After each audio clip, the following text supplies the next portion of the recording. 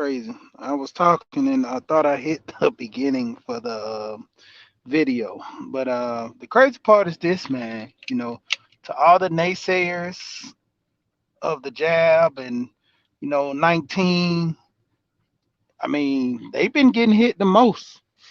You know, and whether you believe or not, you're a believer or not, it's not a game out here. So a lot of people need to start, protecting themselves, even if to a degree, you don't think certain things are real, things in play. I've been talking to a lot of friends. One of my friends, his son, well, he was telling me about his son was getting on him about, getting the jab, and then he ended up getting it. So it was strange how, you know, he was, kind of pestering his dad about touching that, and then he turned around and it happened to him. You know, even to a degree at this job, I was talking to a guy and basically saying that there was some issues with the people in the office that say that they wasn't gonna touch it, and the office got it. And to a degree, I mean, they put everybody in jeopardy for that. I mean, that's crazy. You if you knowing that you have it, or some faculty, staff members, or whomever has this and came to you with this concern, you know your greatest asset is your workers. To a degree, a lot of companies don't feel as if you matter or value until they really need you. I mean, take Delta for instance. From what I've been hearing, they've been cutting back on the flights because, I mean, for one, the people are going crazy about wearing the mask, and then two, you got to look at the fact of the matter is, if you have an employee that comes there, can't take days off, and to a degree, most of these companies are trying not to pay these guys for.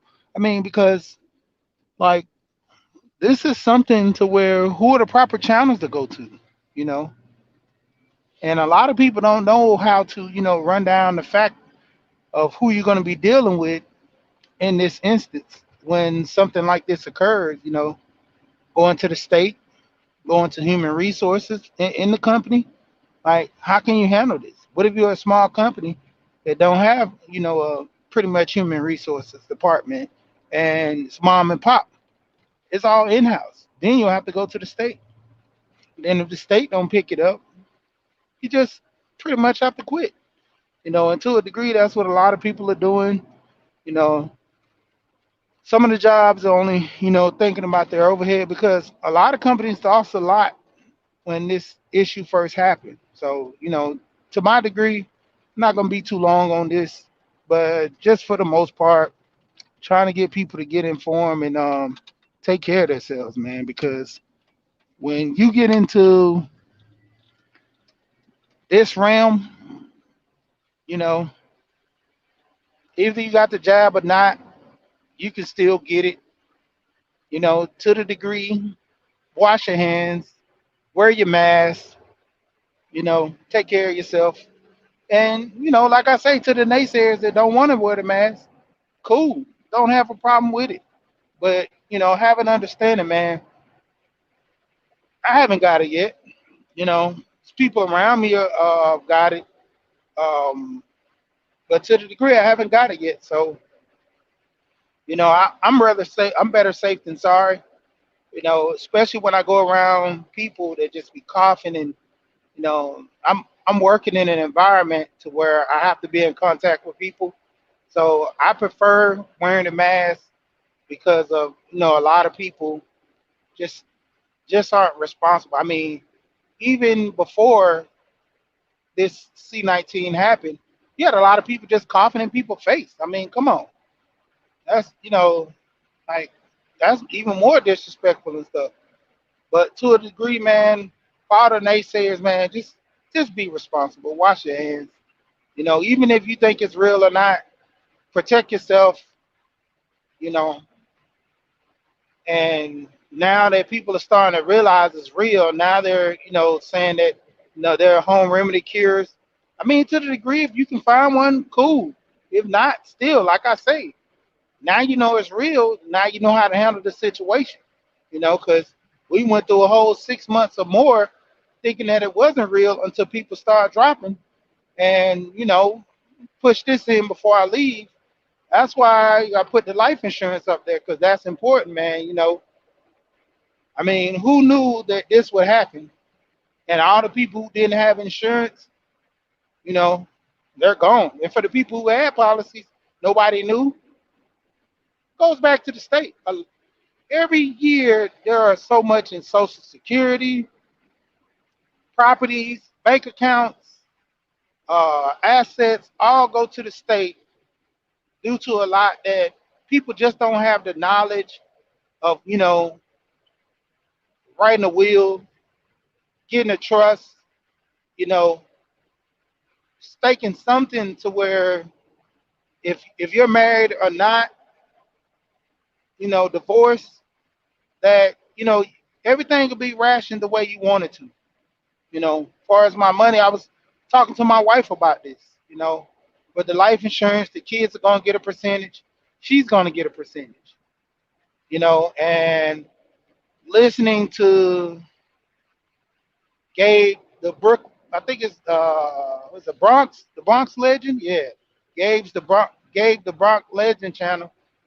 He was saying how when his mom passed, he had got a large sum of money, and to the extent he didn't know, so he blew it. Like then when he got money the second time, well, he got the money from a passing from his mom, and then the second time he got money was through something else to the point where he knew how to handle it. And that gave me food for thought. That he told me that if he had got the money a little bit later in life, 25 or so, or a little later than that, he probably would have budgeted and had better use of it.